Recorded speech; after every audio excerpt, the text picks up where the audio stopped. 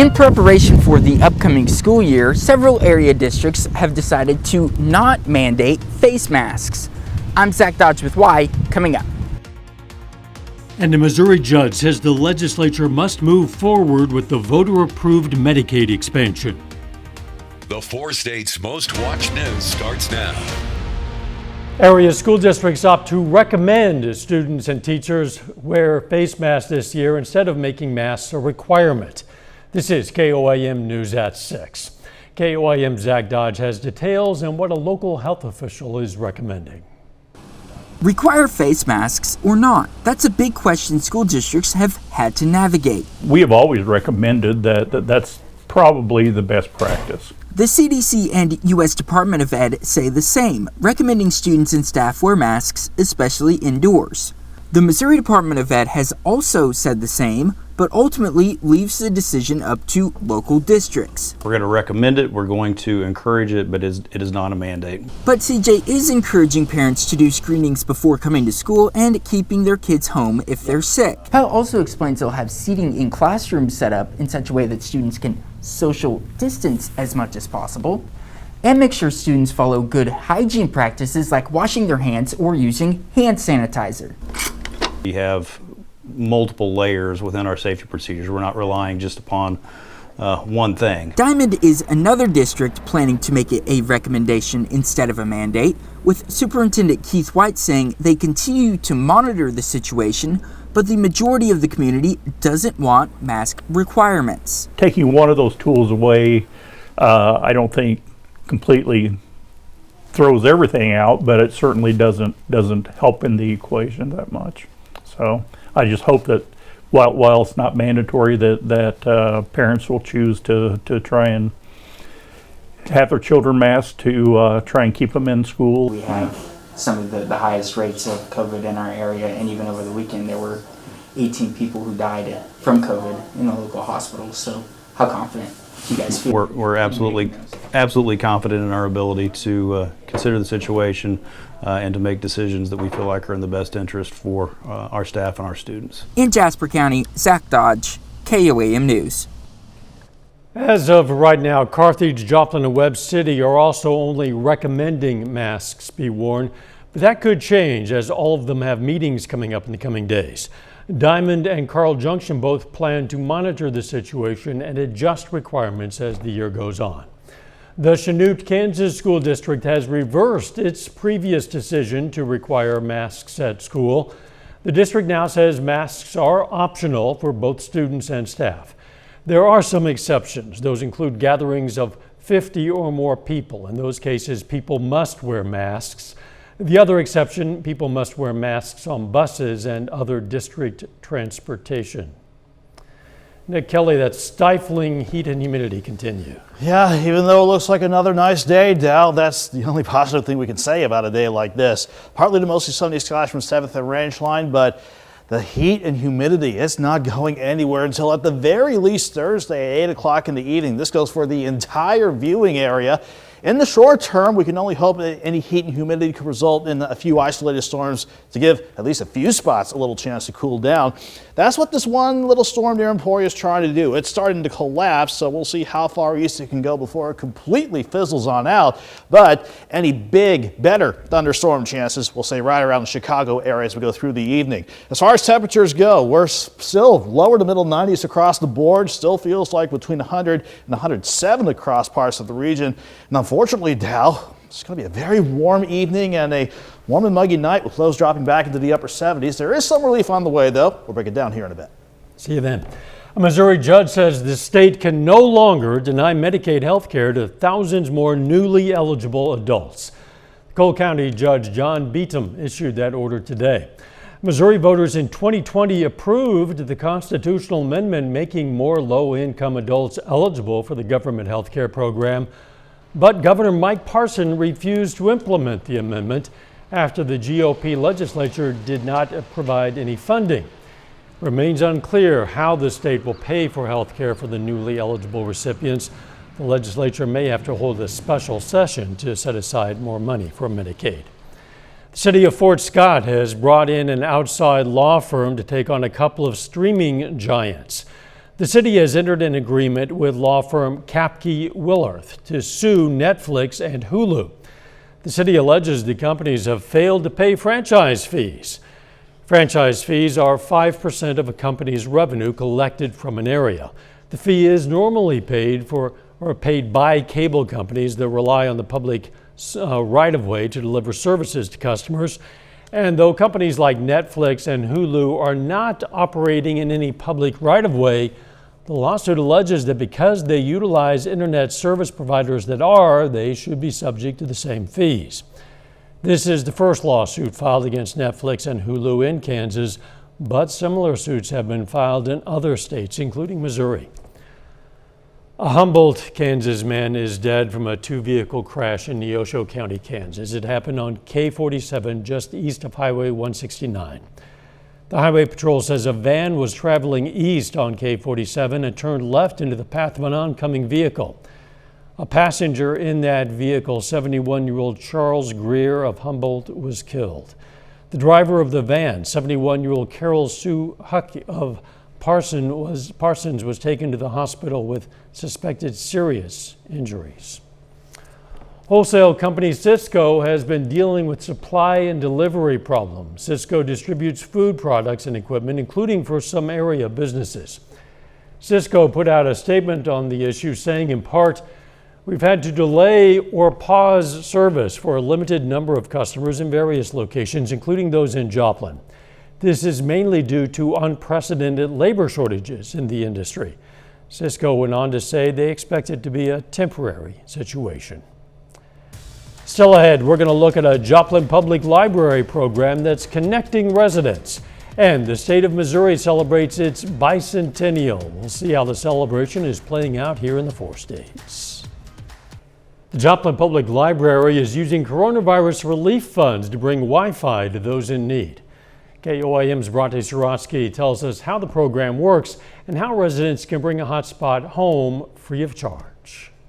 After the pandemic forced interactions to become virtual, a disparity became clear between those with access to the internet and those without it. And when public services like the Joplin Public Library were closed due to COVID-19, it only became more apparent. Really highlighted to us the need to provide people with digital access. And this was really an opportunity to do so. That opportunity would be 100 new mobile hotspots that the Joplin Public Library acquired through the CARES Act. That program has really helped us provide digital access to an underserved community. They've already been a huge success at the library, and the library says, with things like virtual learning and needing to work from home, they're happy to provide these services. We currently have many people on hold for them. And what we find is that there are individuals that will put them on hold, return them, put another one on hold. So it's really working well. The hotspots are able to provide Wi-Fi for up to 15 devices, something the library says is helpful to families and larger households in need of internet services. So what we see typically is a family will check that out. And again, you can connect with 15 devices. So it really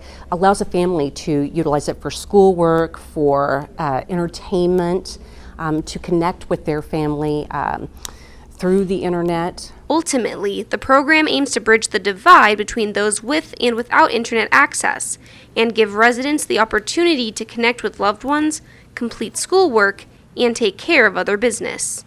In Joplin, Bronte Sorotsky, KOAM News. Anyone interested in picking up a hotspot can head to the library or place a hold online. The hotspots can be checked out for 21 days at a time. Missouri is celebrating 200 years of statehood. In the 4 states, that meant a celebration that everyone could enjoy. Ice cream socials. One of those socials happened in Joplin's Spiva Park. Well, I think it's important to know our history, whether it's our city, it's our state, it's because where we come from can help indicate where we go, and it helps us have a sense of pride and a sense of belonging. Other ice cream socials were held in Webb City and Carthage. Later, this is the first week of football practice for Missouri high schools. In sports, we're going to check in on the Carthage Tigers and the Joplin Eagles. But first, we will see just how long this heat and humidity is going to stick around. Forecast up next. And surprise, surprise, it was yet another day where it looked nice to be outside, but Mother Nature made sure it didn't feel good to be out and about. That's the trend that we've seen for the past several days, including yesterday's highs back in the low of mid-90s for some. Highest observed number at Joplin Regional yesterday was 93 at the top of the 5 o'clock hour. This morning, we just barely got a little bit of a reprieve from the heat. Upper 70s to near 80 this morning and topping out around 96. And unfortunately, we got to put up with this for a few more days. That's why these heat advisories will stick with us until the very latest, 8 o'clock Thursday evening. In the meantime, we got to hope for this heat and humidity to fire off some isolated storms for a lucky few of us to get a little bit of a break from the heat and humidity. But after we had a morning round of storms grazed us along the I-70 corridor just to the north, we have been keeping an eye on one storm that looked impressive last hour over Emporia with up to 70-mile-per-hour winds, and then they were from ping pong to golf ball size hail. But this storm has really collapsed over the last hour or so. You had so many lightning strikes, over 300 within the span of 10 minutes, and barely trying to hold on as it continues east. But that's the only storm we have on the board, so I'm not going to rule out that storm trying to hold on for a few hours, and maybe another odd storm to pop up. But this is how we're going to look for much of the evening. 7th and range line, that's a mostly sunny sky. 95 degrees though, feels like 103 with the dew point still sitting in the lower 70s. Everybody is between 90 and 95 degrees according to the air temperatures, but it still feels like 108 in Chanute, 101 in Neosho, 105 in Stockton. And just like last night into this morning, a hot, humid evening to start, dropping it back only into the lower 80s by midnight and maybe mid to upper 70s for another warm and muggy start to our Wednesday. If you want any big and better thunderstorm chances, though, you got to go to southern Wisconsin, around Waukegan, Madison, Milwaukee, about to the Chicago area along Lake Michigan. Those storms, however, are going to stay along the stationary front part to the north. We got another front trying to come out of Canada. That won't head our way until we can get this upper level setup to break down, at least these upper level highs. Then we're going to see a good trough bring this front in here to give us a little bit of a break from the heat and humidity going into next week. So the few storms that we have out there in our northern counties, our 5 northern counties, they'll run their course. Then we're quiet for the overnight, but dropping back only into the upper 70s, already back near 90 by noon and pushing back into the mid 90s with, again, maybe a stray storm in the afternoon. Otherwise, 78 in the morning, 91 by noon, highs near 96 degrees. We'll keep things quiet overall. I think any thunderstorms for tomorrow night and Thursday morning stay just to the north, but we'll see if we can get a few more isolated storms while we stay hot and humid again with highs back in the mid-90s. Factor in the humidity. It's going to feel like 102 to about 110 for tomorrow afternoon, and we'll do it again Thursday. These numbers will just keep repeating themselves until we get that next front to sneak in here by Friday and Saturday. Until that happens, though, alert days continue tomorrow and Thursday because of the heat and humidity. Highs between 95 and 96. 91 Friday, 87 on Saturday. We're talking about evening rain chances Friday and morning rain chances on Saturday now. Behind that, a little more dry time and at least highs in the upper 80s with a little drop in the humidity. A drop in the humidity, a drop in the temperature, some drops of rain would all be nice. Yes, it would. Thanks. Coming up next, this is the opening week of practice for Missouri High School football. We're going to hear from both the Carthage Tigers and Joplin Eagles on the upcoming season.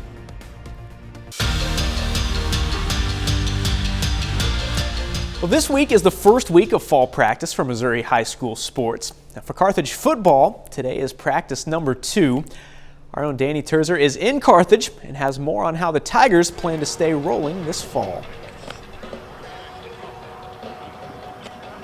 The Tigers went a perfect 8-0 in the regular season last year.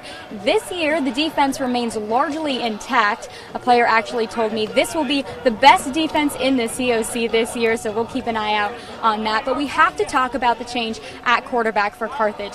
Caden Cabans will be under center for the Tigers. Here's Coach Guide's thoughts.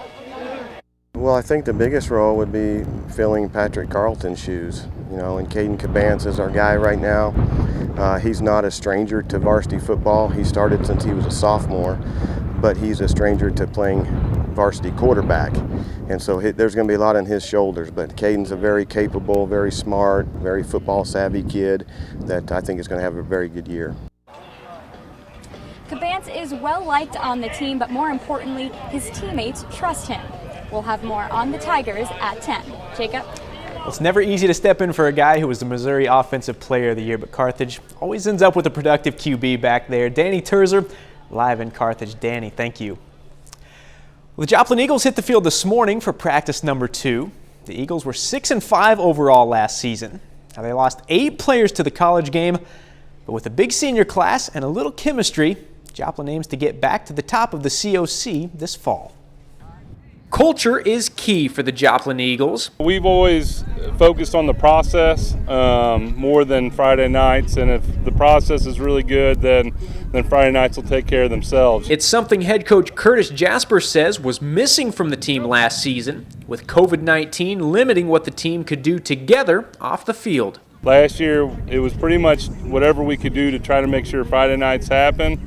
So that meant not doing a lot of things. The elementary stuff we would do in the elementaries with the elementary kids, a lot of the team building stuff, team meals, we cut a lot of that out. It's huge because it develops a trust between the players, and if you trust the person next to you to do their job, you can do your job even better. In 2021, the Eagles are back on track. We had Tuesday team nights this summer that were, a lot of fun, great team bonding. We do things like play dodgeball, split up into position groups. We also did capture the flag, O versus D, so a lot of team building activities, and it's all brought us closer together. We just really tried to focus on getting back to that process and making sure our process is right. And, we feel like, truly believe that if our process is right, then again, Friday nights will take care of themselves. It's that process and that culture the Eagles are hoping can get them back to the top of the COC this fall. I'm probably biased, but I feel like this is the best conference in the state. I think that was shown in 2019 when we had 3 people in the championship games. Before you get to playoffs, you're playing some of the best in the state. They get you ready. Each week you got to come, and if you're not coming, you're going to lose. So you got to come, and it makes you better for playoffs. A Joplin season opener will be on August 27th on the road against the Webb City Cardinals. And that's a look at sports. We're back with more news after this. Take time now to honor a local veteran of the U.S. Army. Specialist Larry Tedlock served with an Armored Infantry Division from 1959 to 1962. The Columbus, Kansas native was stationed in Germany. Army Specialist Larry Tedlock, a 4-state hero. You can learn about lots of other heroes. You can also nominate a hero of your own, and we're always looking for additional veterans or currently serving service members. They can be from any era in our past. It's very simple. You just nominate someone on our website. It's KOAMnewsnow.com. Here's a look at what's coming up on KOAM News at 9 on Fox 14. Workers at Mercy Hospital Carthage meet with members of the Carthage Board of Education. We're going to learn what was discussed. Also, more reaction to New York Governor Andrew Cuomo announcing his resignation. And a big recipe change for Mountain Dew. That and more tonight on KOAM News at 9 on Fox 14. It remains hot out there, and it's going to be this way for at least a couple more days. Yeah, and even tonight and tomorrow night, not much of a break from the heat. We'll still be in the upper 70s. It'll be a muggy start to Wednesday and Thursday, and we'll still top out in the mid-90s. That's why those alert days remain in effect. 91 Friday and back to 87 on Saturday because of a front rolling through. And we'll also see if that can still give us some good rain chances Friday evening and Saturday morning. And those alert days mean it's potentially dangerous out there. You have to be very careful. Got to be careful, yeah. Final sports note. Big senior class for the Joplin Eagles this fall. Coach Jasper told me this morning they had 27 seniors on the roster this year. We're going to have more from the Eagles right here tonight at 10. Looking forward to that. Hope you'll join us at 10. Let's make it a great evening.